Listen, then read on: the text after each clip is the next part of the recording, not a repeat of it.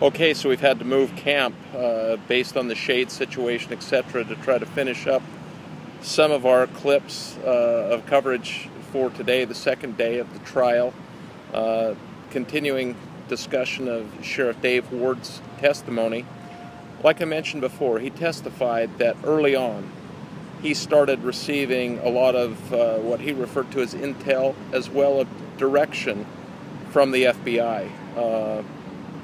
They were basically telling him what his response should be. And it's interesting that as he had multiple meetings with Ammon Bundy and some of his associates, he testified that they were all very cordial meetings, that he felt comfortable with Ammon, but there was this underlying concern about possible civil unrest, and this, you could potentially call it a threat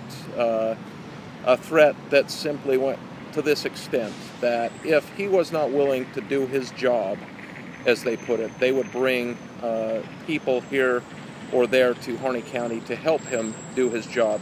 And that was in specific reference to the Hammonds and protecting Hammonds as his constituents and citizens of Harney County. So it's interesting, he said that at a certain point in time after the refuge occupation had occurred, so he called what he called a town hall meeting, and as I recall, he said that happened on January 7th. So he said he wanted to call the meeting, and part of the whole issue was with respect to Ammon Bundy and these other associates of his who were basically considered outsiders in Harney County. And that's one of the things that a lot of people were really up in arms about, the fact that these were outsiders coming in, trying to stick their nose in Harney County business, that sort of thing.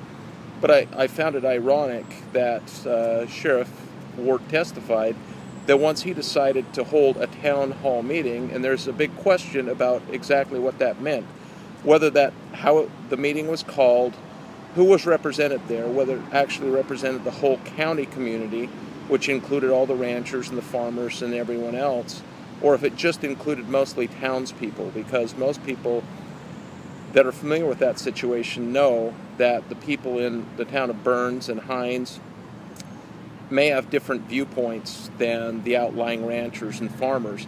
But he basically testified that once he decided to do that and kind of get a straw poll on the sentiments of the community, that he turned over setting up that meeting to other outsiders. Those outsiders were Oregon State Police and the FBI. So it was actually the FBI and the Oregon State Police that put the word out and helped Sheriff Ward do all the work to set up that town hall meeting. I found that very ironic.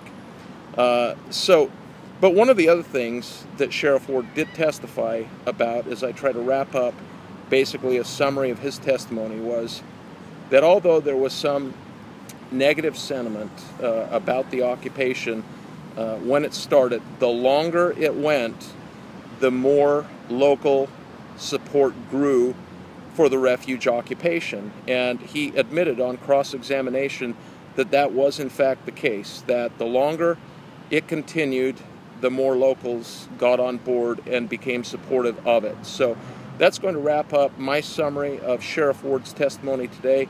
Come back with another clip talking about the other two witnesses, which included Butch Eaton and Lieutenant Brian Needham. We got a surprise with Lieutenant Needham's testimony.